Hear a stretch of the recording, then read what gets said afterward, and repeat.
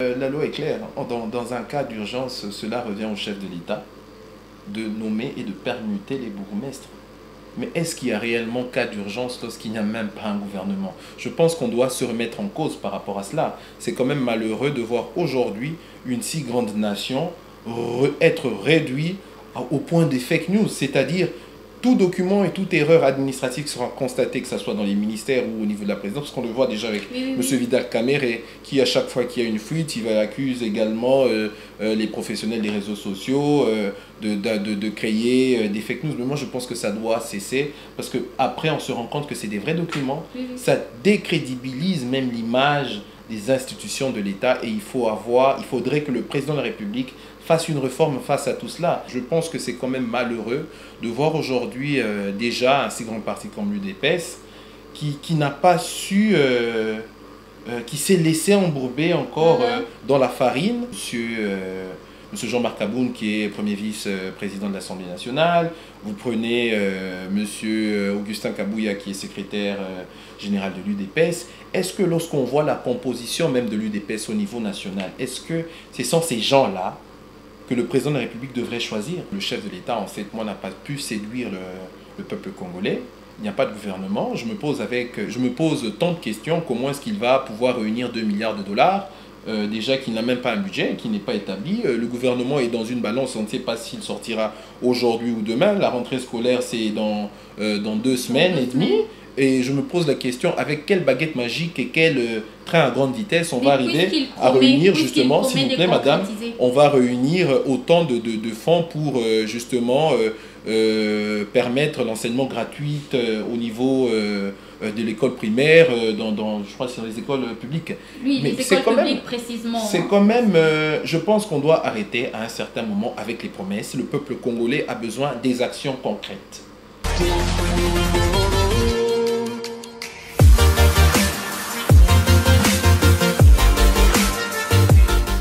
Bonjour et bienvenue dans votre émission Tolobela Ekolo.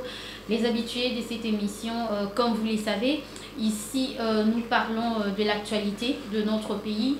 Comme d'habitude, nous faisons toujours le brossage sur l'actualité. Et aujourd'hui, je reçois pour vous Kevin Lutea, notre invité permanent. Vous le connaissez bien, vous connaissez déjà ses visages. Bonjour Kevin. Bonjour madame. Vous allez bien? Très bien, et vous? Merci beaucoup, c'est un plaisir pour moi de vous recevoir encore sur ce plateau. Le plaisir est partagé. Voilà, nous allons parler de l'actualité aujourd'hui. Nous commençons déjà avec la nomination et la permutation des bourgmestres de chaque commune de la ville-province de Kinshasa. Le gouverneur de la ville, Jean-Tini Gobila, avait signé un arrêté portant sur cette nomination il y a quelques jours, je crois bien. Alors, dites-nous, en quelle qualité Jean-Tini Gobila doit-il nommer et permuter les bourgmestres? Voilà. A-t-il cette qualité? Madame, avant d'abord de répondre, je vous remercie pour la question, mais néanmoins, je dois faire part de mon regret et surtout de cette désolation au niveau national, de la légèreté avec laquelle on peut facilement transformer l'information au Congo. Moi j'ai pu voir l'arrêté il y a quelques jours, qui a été présenté bien sûr sur les réseaux sociaux, via la messagerie verte WhatsApp, et cette nomination nous paraissait tellement vraie.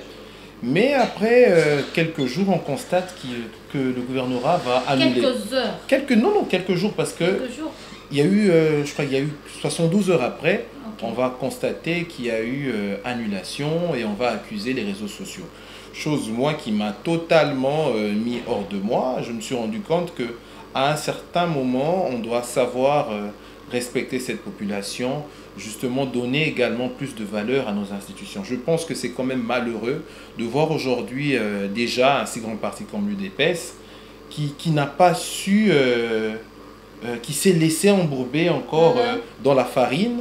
On a vu M. Augustin Kabouya qui a fêté, qui a présenté. Oui, là, il a présenté. Il y a eu même une fête, je crois, pour les nouveaux bourgmestres. Mais c'est quand même malheureux. Pourquoi? Parce que le parti au pouvoir est censé connaître les lois, connaître ce qui lui va de droit, connaître également l'information en temps réel. C'est quand même malheureux de voir que également, c'est parce que c'est les partenaires qui se réjouissaient.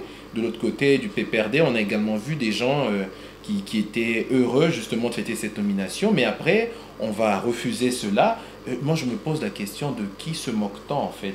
Parce qu'après, quelques jours, après, on va revalider la même liste. Donc, il y a vraiment une légèreté déjà au point des institutions. Et c'est quand même malheureux de voir que le chef de l'État, à son niveau, n'a rien dit face à cette situation. Hein.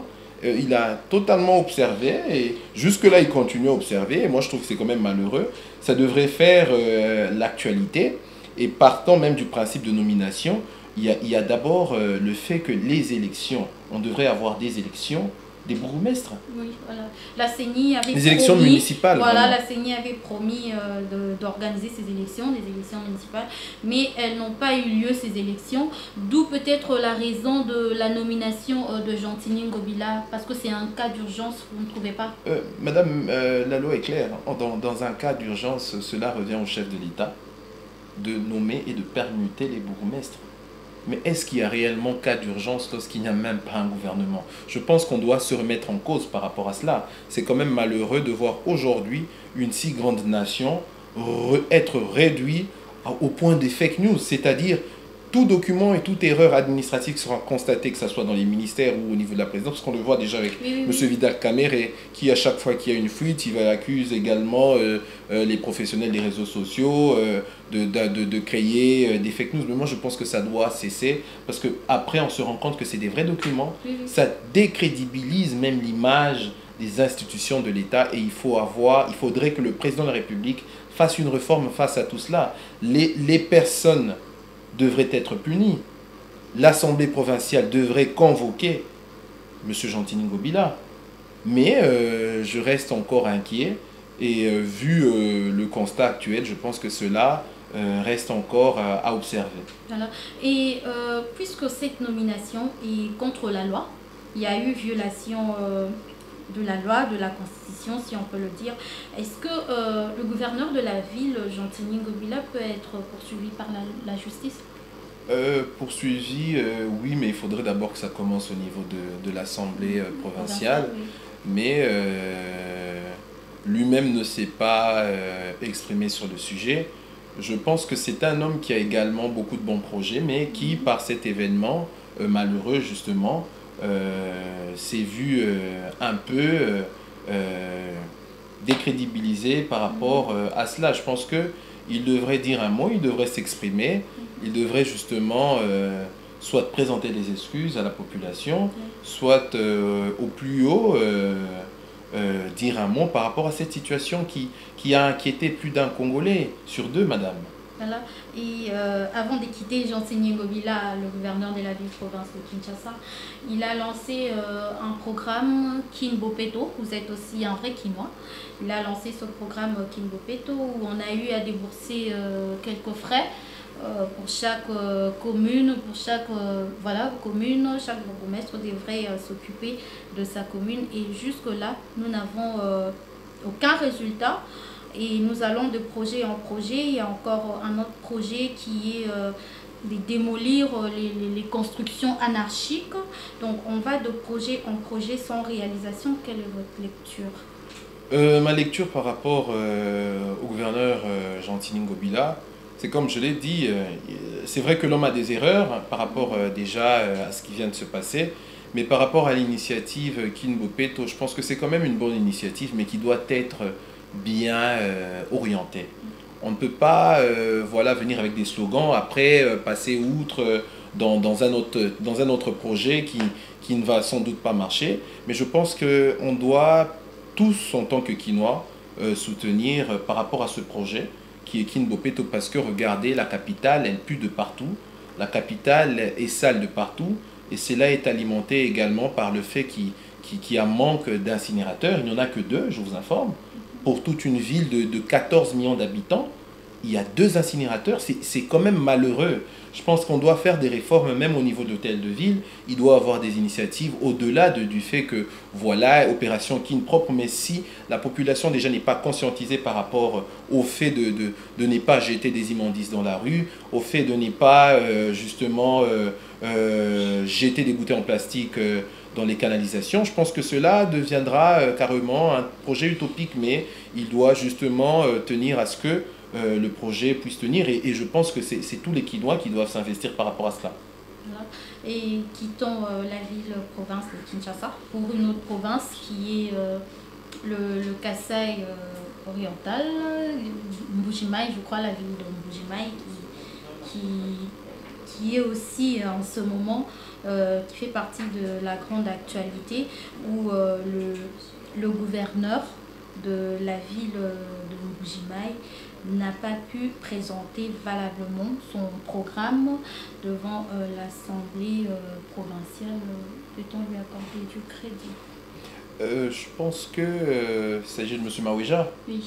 Je pense que c'est quand même malheureux pour notre pays. Je dis que c'est vraiment malheureux lorsque déjà au niveau de l'Assemblée provinciale, on n'approuve pas un programme venant de son gouverneur et que cela ne plaise pas au gouverneur, cela doit nous inquiéter tous en tant que Congolais. Aujourd'hui, la province du Kasaï est parmi les provinces les plus délaissées depuis l'indépendance jusqu'à nos jours. C'est une province qui manque des infrastructures vivables et conformément au programme de M. Maouija, je pense que si son programme n'a pas été accepté, il en va de son devoir de reformuler un autre programme le plus longtemps possible, justement également de convaincre cette population, parce qu'aujourd'hui, au-delà même de la province du Kasaï, le développement du Congo est une question de tous les Congolais. Mais les décideurs semblent prendre à la légère cette lourde charge qui est justement d'administrer, que ce soit les villes, les provinces et les institutions. Je pense que ça doit nous inquiéter en tant que Congolais, en tant que jeunes, pour notre avenir. Et c'est quand même malheureux, je ne cesse de le dire. Aujourd'hui, je prends le cas de l'UDPS, s'il vous plaît, permettez-moi, avec monsieur Jean-Marc Aboun, qui est premier vice-président de l'Assemblée nationale. Vous prenez monsieur Augustin Kabouya, qui est secrétaire général de l'UDPS. Est-ce que lorsqu'on voit la composition même de l'UDPS au niveau national, est-ce que ce sont ces gens-là que le président de la République devrait choisir? Et selon vous, qui devrait-il choisir? Je vous donne un exemple. Vous avez monsieur Massamba au niveau de la composition de l'UDPS. Vous avez Madame Henriette Ouamou qui a été 3 fois députée nationale, qui a même, à mon avis, plus d'expérience que même Madame Janine Mabunda, qui, avec Monsieur Jean-Marc Aboun et le bureau, qui sont en train d'observer. Je pense que le président de la République devrait jouer sur ces cartes-là. Monsieur Massamba, Madame Ouamou, Monsieur Mayo, qui en plus... Non, je pense... un gouvernement, nous ne savons pas moi je pense que les premières cartes jouées par le chef de l'État n'ont pas été jouées à son avantage, mais par contre à son désavantage. Je pense que M. Kabound a beaucoup d'énergie, M. Kabouya également. Il pouvait être orienté vers d'autres secteurs, que ces secteurs sensibles qui visent personnellement le chef de l'État. Si je prends un cas qui m'a particulièrement plu, parce que mes propos ne m'engagent que moi, je prends l'exemple de M. Vidi Chimanga, qui est conseiller spécial en matière stratégique. Ça a été un bon choix. Oui, ça a été un bon choix du chef de l'État. Vous dites que c'est un bon choix, mais à voir sur les réseaux sociaux, dans les journaux, j'ai essayé un peu de jeter un coup d'œil. On dit qu'il constitue un poison pour le chef de l'État, ou je ne sais pas, un poison dans son cabinet et tout. Moi, je pense qu'il y a toujours des personnes très mesquins et toujours animés de mauvaise foi qui ne connaissent pas la personne, parce que moi, personnellement, je ne connais pas M. Vidi Chimanga, mais j'ai eu à voir sa gestion au sein de l'équipe des SMP. J'ai été également voir quelques projets parce que je faisais partie également de ces personnes qui l'ont critiqué avant de connaître et de lire son cahier de charges. Mais lorsqu'on voit un conseiller spécial du chef de l'État qui entreprend justement beaucoup d'actions positives au autour du chef de l'État, il faut l'applaudir. Aujourd'hui, je dirais que M. Didier Chimanga est victime justement de son succès, victime également du fait que c'est une personne qui occupe un poste que beaucoup convoitaient, mais également il est à la base également de plusieurs retraits d'hommes d'affaires qui veulent investir. Monsieur Didier Chimanga, d'un point de vue personnel, je pense que ça a été un bon choix pour le chef de l'État, contrairement à certains, et on l'accuse de beaucoup de choses, voilà, et tout ce qui me plaît chez lui, c'est un homme qui ne repent pas, mais qui travaille parce qu'on a su le voir. On a vu une délégation de 14, je vous informe, parce que j'ai eu à voir, on a vu une délégation de 14 chefs d'entreprise américains qui se sont rendus la semaine passée, bien que ça n'a pas été, ce n'est pas passé dans les médias. J'ai eu à voir sur les réseaux sociaux 14 hommes d'affaires, milliardaires, de grandes sociétés qui sont allés leur rendre visite, ils ont eu à échanger. Je pense que de ce côté, M. Félix-Antoine Tshisekedi devrait plutôt mettre un accent et surtout protéger les bonnes cartes que promouvoir des cartes qui au fond ne font que décevoir lorsque vous ne connaissez même pas les lois de votre parti et vous allez applaudir une décision venant voilà, d'un gouverneur alors que cela revient au président de la République, c'est inquiétant. Voilà. Kevin Dia, nous allons prendre une autre partie de l'actualité qui est le chef de l'État qui a concrétisé sa promesse sur la gratuité de l'enseignement de base pour cette année 2019-2020. Quelle est votre lecture par rapport à ça? Là, madame, je vais être vraiment très direct. Je pense que jusqu'à preuve du contraire, le chef de l'État, en 7 mois, n'a pas pu séduire le peuple congolais. Il n'y a pas de gouvernement. Je me pose tant de questions. Comment est-ce qu'il va pouvoir réunir 2 milliards de dollars déjà qu'il n'a même pas un budget, qui n'est pas établi. Le gouvernement est dans une balance, on ne sait pas s'il sortira aujourd'hui ou demain. La rentrée scolaire, c'est dans 2 semaines et demie. Et je me pose la question, avec quelle baguette magique et quel train à grande vitesse on va arriver à réunir, justement, s'il vous plaît, madame, on va réunir autant de fonds pour justement permettre l'enseignement gratuit au niveau de l'école primaire, je crois que c'est dans les écoles publiques. Oui, mais les écoles publiques précisément. C'est quand même, je pense qu'on doit arrêter à un certain moment avec les promesses. Le peuple congolais a besoin des actions concrètes. S'il va le faire, non, je m'excuse, s'il va le faire, on va tous applaudir, je serai parmi les premières personnes qui vont applaudir, mais je reste sceptique parce que jusqu'à preuve du contraire, moi personnellement, je n'ai pas été séduit par rapport au geste du chef de l'État. Ça fait 7 mois, il y a l'insalubrité, l'insécurité à l'Est, il y a l'insécurité un peu partout, dernièrement c'était à Lubumbashi, il y a plusieurs cas d'Ebola à l'Est, mais nous félicitons également M. Mouyembe qui a pu justement, je profite par votre caméra de le dire, trouver deux molécules qui ont favorisé un vaccin qui est contre Ebola, mais qui la presse internationale, que moi j'appelle presse bavarde, n'a pas fait mention. On doit aujourd'hui, le président de la République doit organiser... il va recevoir, ça c'est une information, il va recevoir un prix du Japon. Oui, il a déjà reçu. Août. Oui. C'était pour le 30 août. Oui, je crois, avec un chèque d'1 million de dollars. Voilà, le chef de l'État l'avait annoncé au sommet de la SADC. Mais je trouve que oui, au-delà de ça, mais nous, en tant que Congolais, on doit se féliciter. C'est une fierté pour nous au niveau national et international.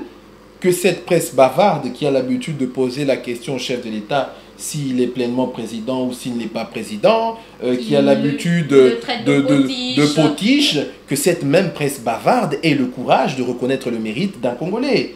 Au-delà de ça, cela ne revienne pas qu'il y a des problèmes également, madame, je reviens sur votre question, au niveau national. Il y a des promesses, oui, mais on attend que le chef de l'État puisse les concrétiser. Mais 7 mois d'inséduction, si je peux le dire, au niveau national, le chômage est au niveau le plus haut de l'histoire de notre pays. 92% des jeunes sont au chômage. Et c'est vérifiable. Les rues sont pleines des personnes qui demandent de l'argent. Tout le monde est dans un système D. Cela doit nous remettre tous en cause par rapport justement aux promesses du chef de l'État. Oui, les promesses c'est bien, mais il faut travailler. Voilà. Parlons maintenant de Martin Fayulu. Toujours... on parle de la presse internationale, comme vous venez de le citer. Que j'appelle presse bavarde. Voilà. cette même presse bavarde, a, a dit dans un journal, je crois Forbes ou quoi, si en anglais, ils ont dit que Martin Fayulu est l'homme politique le plus puissant et populaire d'Afrique. Qu'en dites-vous? Je pense que le magazine Sur Forbes... quelle base d'abord? Le magazine Forbes a suffisamment d'éléments et également, même nous autres... Ah, c'est le magazine Forbes. Non, oui, oui. Forbes, c'est ça, Forbes, oui, oui. voilà. Excusez-moi. Hein, également, nous-mêmes, on peut le constater sur terrain qu'il n'y a pas match. Martin Fayulu est atteint un aura surdémesuré par rapport à sa popularité.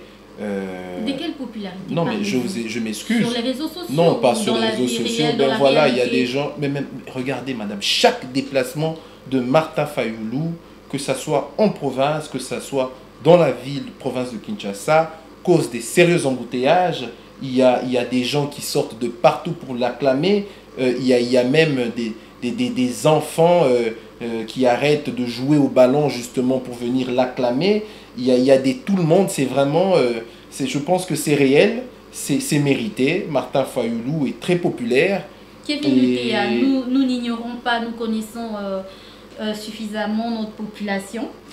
Ne pensez-vous pas qu'on essaye un peu de renverser les rôles? Si le chef de l'État s'est décidé de ne pas rouler dans son cortège et tout, marcher un peu à pied dans les rues de Kinshasa, vous pensez qu'il n'aura pas toute cette popularité, cette Madame, population je n'ai pas fait mention du chef de l'État. Le chef de l'État a bel et bien une popularité parce qu'il a été élu... On parle maintenant d'homme politique. Non, s'il vous plaît, le chef de l'État a été élu selon... la CENI et également notre cour professionnelle constitutionnelle qui lui a accordé justement cette victoire. Je crois c'est de combien de pourcentage? 60? C'est combien de pourcentage? Je crois. Oui, il jouit de cette popularité des personnes qui l'ont voté. Mais il n'est pas, on ne sommes pas dans une guerre de popularité, dire qui est le plus populaire. Oui, Martin Fayulu est populaire. Monsieur Félix-Antoine Tshisekedi est président de la République. Nous, on n'attend pas de lui la popularité. On attend de lui un travail parce qu'il n'est plus pour lui l'ère de se promener dans les villes pour chercher de la popularité. Il est important pour lui... Non, monsieur Martin Fayulu jouit justement d'une appréciation par rapport à son combat, à son programme qui a pu convaincre un Congolais sur 1000, je pense, par rapport à son programme. Et voilà, et aujourd'hui, la vérité des urnes n'est plus une question de vérité des urnes au premier degré, mais toute une idéologie qui a englobé le Congolais par rapport à l'effort même de voir un pays aller de l'avant. Je pense que c'est par rapport à cela qu'il a sa popularité et on ne peut pas lui en vouloir. Voilà, il avait aussi un meeting, il préparait un meeting dans la province de... Je crois c'est à Chikapa, je crois. Chikapa, oui. Oui, dans les jours à venir, je crois. Oui, mais il avait annulé ce meeting, je crois bien. La semaine dernière, il a annulé ce meeting et il n'y avait pas de raison valable. On n'avait pas eu de raison de cette annulation. Alors, ma question est celle-ci. Puisque déjà auparavant, on reprochait Martin Fayulu de tenir des propos tribalistes dans certains de ses meetings. N'est-ce pas la raison de l'annulation de son meeting à Chikapa, vu que la population qui prime à Chikapa, c'est une population Luba, Kassaïenne et tout. Il n'a pas annulé parce qu'il sera peut-être mal accueilli dans cette partie du pays. Non, déjà madame, je vous rappelais que Martin Fayulu est membre de la Mouka, auquel est venu l'actuel chef de l'État, M. Félix-Antoine Tshisekedi, qui est le produit de la Mouka. Et donc on peut parler de cash, on peut parler de tout cela, mais M. Félix-Antoine Tshisekedi est un produit de la Mouka. Et loin de débats tribal, non, la Mouka, Martin Fayulu n'a jamais tenu des propos à caractère tribal. S'il y a des images ou des vidéos qu'on nous les montre, non, mais c'est toujours des spéculations. Justement, on a également vu une certaine forme de tribalisme, vous n'avez pas tort, qui s'est vu naître au sein d'une population jeune, instrumentalisée. Je pense que Martin Fayulu est un candidat. En fait, la source de tous ces propos tribales-là, les jeunes qui se sont accrochés à ça, ça venait de là, si on peut le dire. Madame, je veux vous dire que le tribalisme est un démon, est un frein pour l'évolution d'une nation, parce qu'aujourd'hui, vous allez voir que les grandes nations au monde sont les nations où il y a une mixité de cultures. Je prends le cas de l'Afrique du Sud, des États-Unis, de la France, qui sont des pays qui englobent cette mixité de cultures.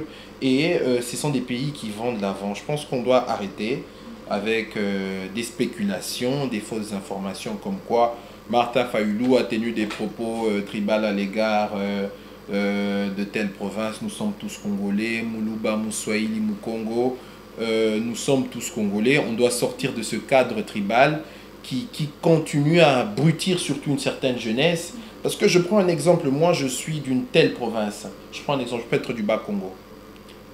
Si mon médecin, est-ce que je connais la nature de mon médecin? Non, mon médecin peut être Louba, il me soigne mieux qu'un médecin du Bas-Congo.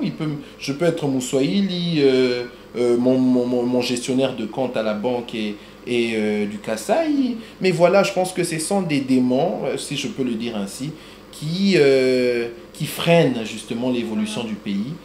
Si Martin Fayulu ne s'est pas rendu à Chikapa, c'est un être humain, il est père de famille, il a des enfants. N'oubliez pas qu'il peut avoir une toux qui peut le retarder.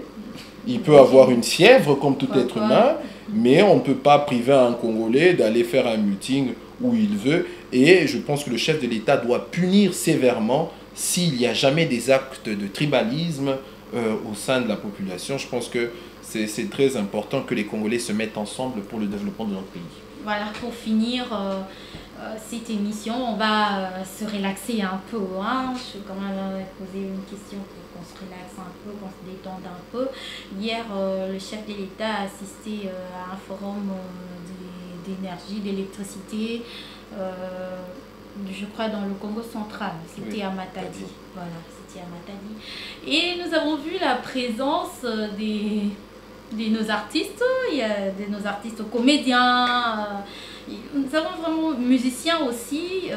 Alors, dites-nous, c'était quoi leur rôle là et pourquoi n'est pas relié l'utile à l'agréable? Pourquoi leur présence et tout? En fait, ça a fait le buzz sur les réseaux sociaux. On n'a pas compris leur présence, en fait. Oui, moi également, j'ai suivi avec attention la présence de plusieurs artistes, musiciens, que ce soit dans le domaine également culturel, qui ont pu se rendre à ce forum. Mais déjà, je pense que le but d'un forum, c'est de réunir tout le monde au sein d'un débat, au sein d'une exposition, au sein d'un exposé, je m'excuse, par rapport à un programme. Je pense que le forum étant ouvert à tous, ils ont le droit d'aller justement également s'y rendre pour découvrir, je crois, des nouvelles idées. Et je pense que ça a été justement une bonne chose pour que nos artistes puissent également prendre connaissance des révolutions de la technologie et ainsi sur l'énergie. Je pense que le message aussi à la population, parce justement. qu'ils jouent aussi le rôle des communicateurs. Ils sont des leaders d'opinion, donc on ne peut pas leur refuser l'accès et même à tout Congolais à ce forum. Je pense que ça a été une bonne chose, ça nous a tous égayés et on a pu constater que c'était une bonne chose.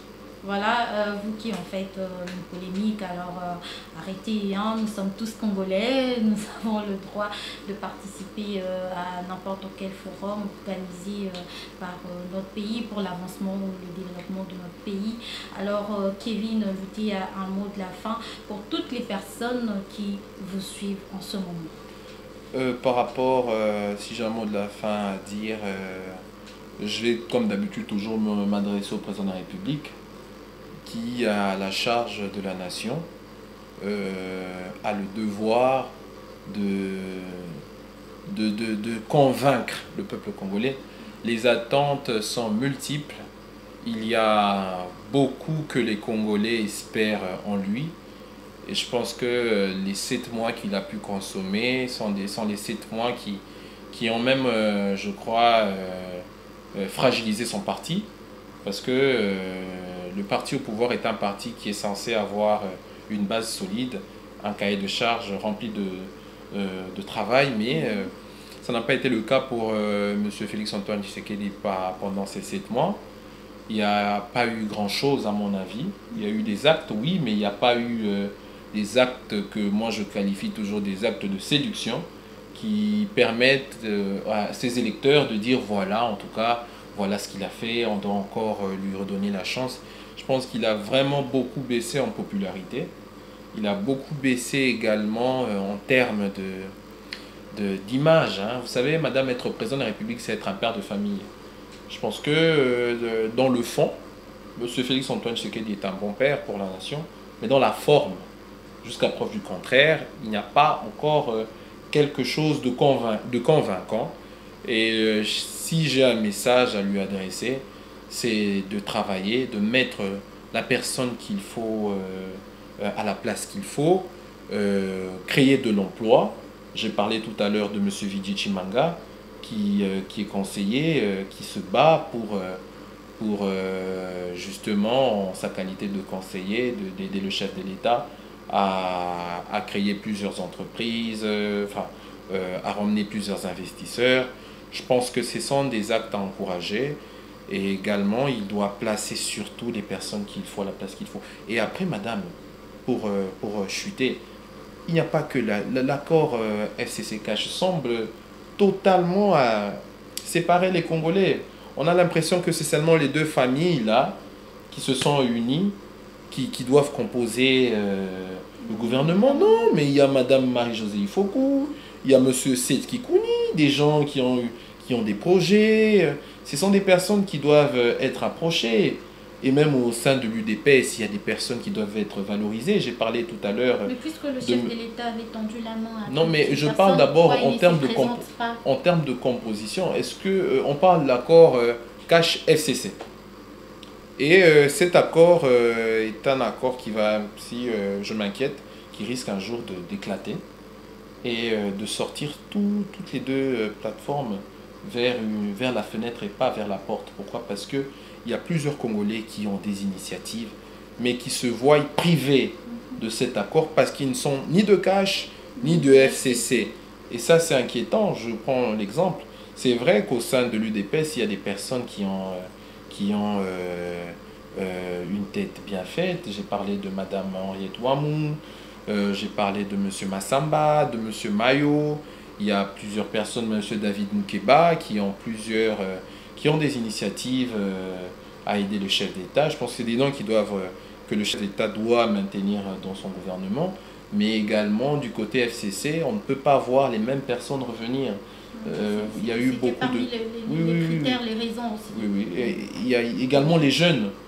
Je suis sûr, et je prends les téléspectateurs à témoin, que dans la composition de ce gouvernement, je ne vois pas un jeune de moins de 30 ans. Mais pourtant, ailleurs, la jeunesse apporte une beauté extrême à la composition, parce que c'est des idées nouvelles qui sont censées faire évoluer les choses. Je pense que le chef de l'État doit vraiment prendre en compte tout ça. Il y a le chômage. Il doit vraiment cibler les bonnes personnes pour justement les conduire la nation à un développement. Voilà, merci beaucoup Kevin Muke. C'était un plaisir pour moi de vous recevoir sur ce plateau. Et merci à vous, chers internautes, de nous avoir suivis. Continuez à vous abonner sur votre chaîne Live Canal. L'information est toujours à votre portée comme d'habitude. Cliquez sur le bouton à droite où c'est écrit s'abonner. Et vous allez recevoir à chaque fois les notifications, à chaque émission, chaque vidéo postée, vous allez recevoir une notification. Merci, on se voit à la prochaine. Au revoir.